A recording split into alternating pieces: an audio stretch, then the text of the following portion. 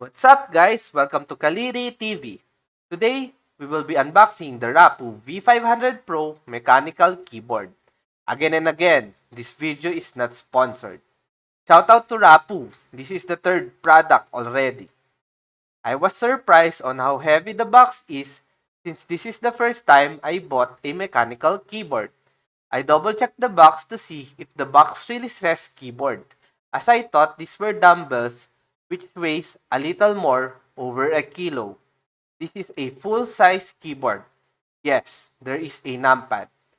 The surface of the keyboard is aluminum alloy, which is very durable with a splash-proof design. Note, splash-proof, not waterproof. So no gaming on the pool. Inside the box is the keyboard itself, as we can see here is wrapped in plastic. There are two more items included in the box. First, the keycap remover, of course to remove the keycaps, and the quick start guide which you can use as a fire starter. The cable of the keyboard is thick enough which looks sturdy and has a plastic cap covering the actual USB.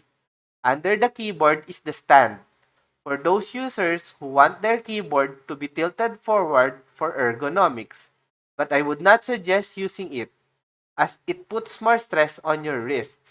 The plastic wraps the entire keyboard and I believe was well thought of since there is a slit for the USB cable, which is a plus for the unboxing experience.